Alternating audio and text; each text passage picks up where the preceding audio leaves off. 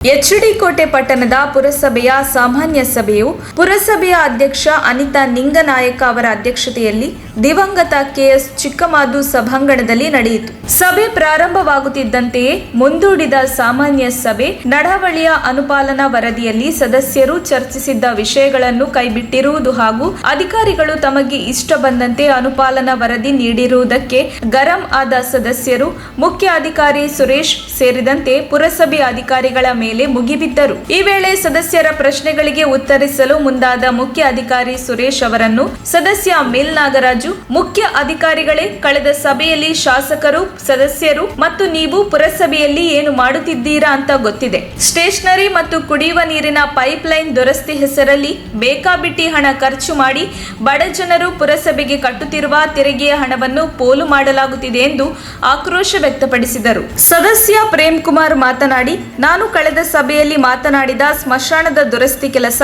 ಯಾಕೆ ಮಾಡಿಲ್ಲ?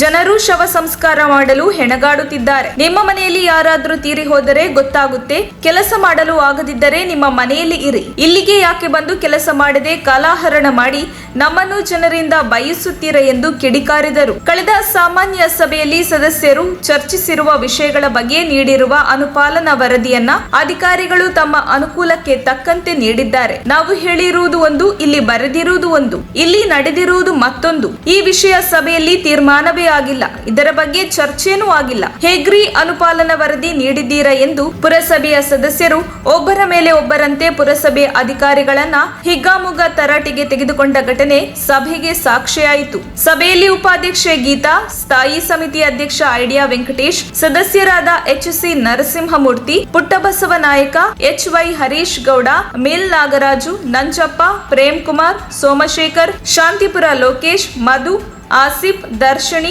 ಸರೋಜಮ್ಮ, ಶಿವಮ್ಮ, ನಂದಿನಿ, ಕವಿತಾ, ಶಾಂತಮ್ಮ, ನಾಗಮ್ಮ, ಕೆಎಲ್ ಸುಹಾಸಿನಿ, ನಾಮನಿರ್ದೇಶನ ಸದಸ್ಯರಾದ KN Mahesh, Siddaraju, JC Santosh, G Lokesh, ಪುರಸಭೆ ಮುಖ್ಯಾಧಿಕಾರಿಗಳು ಸುರೇಶ್, ವ್ಯವಸ್ಥಾಪಕಿ ರೇಷ್ಮಾ, ಅಧಿಕಾರಿಗಳಾದ ರಘು, ಹರೀಶ್, ಪರಮೇಶ್, ಸಂತೋಷ್, ಕಿರಿಯ ಇಂಜಿನಿಯರ್ ಸುರೇಶ್ ಇನ್ನಿತರರು ಹಾಜರಿದ್ದರು. ವರದಿ ಮಾಲಾರ ಮಹದೇವಸ್ವಾಮಿ.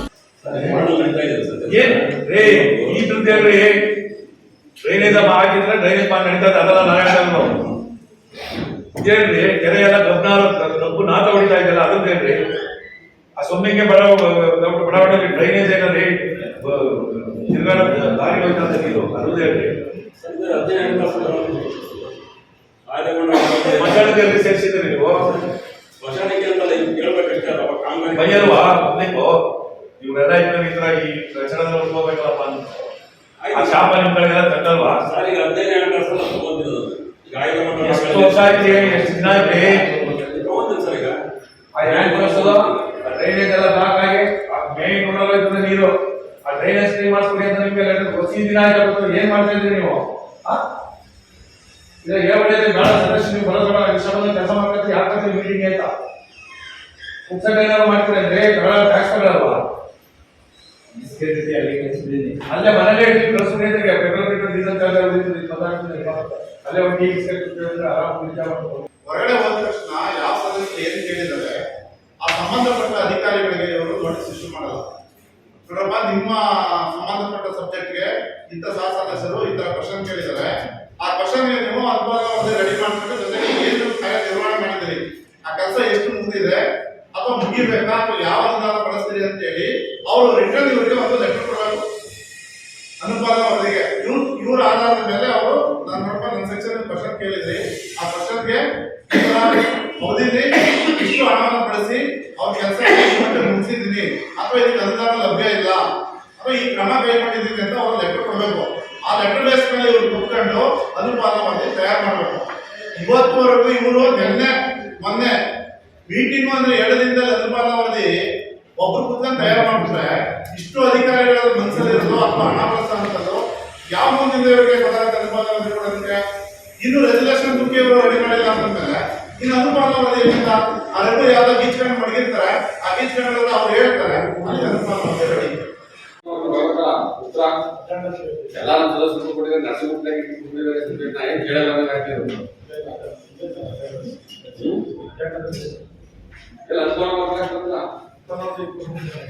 ಎಕ್ಸ್ಪೋರ್ಟ್ ಈಗ ವಸತಿಯನ್ನು ಸ್ವಲ್ಪ ಇವರು ಅಧಿಕಾರಿಗಳು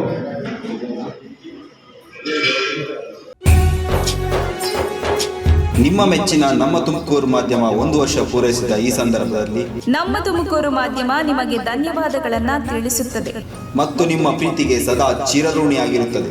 ನೀವು ನಮ್ಮ ಮೇಲೆ ಇಟ್ಟ ನಂಬಿಕೆಯನ್ನು ಉಳಿಸುವ ಪ್ರಾಮಾಣಿಕ ಪ್ರಯತ್ನವನ್ನ ನಮ್ಮ ತಂಡ ಖಂಡಿತವಾಗಿಯೂ ಮಾಡುತ್ತದೆ. ಗೆಲುವಿನ ಹಾದಿಯಲ್ಲಿ ಸದಾ ನಮ್ಮ ಜೊತೆಯಾಗಿರಿ. ನಮ್ಮ ಚಾನೆಲ್ ಅನ್ನು ಸಬ್ಸ್ಕ್ರೈಬ್ ಮಾಡಿ. ಸುದ್ದಿ ಅನ್ನೋದು ಬರೀ ಕಥೆಯಾಗದೆ ನೊಂದ ಜೀವ ಗಾಳಿಗೆ ಬೆಳಕಾಗಿದೆ, ಗೆಲುವಿನ ಹಾದಿಯಲ್ಲಿ ನಗು ಮೂಡಿದೆ.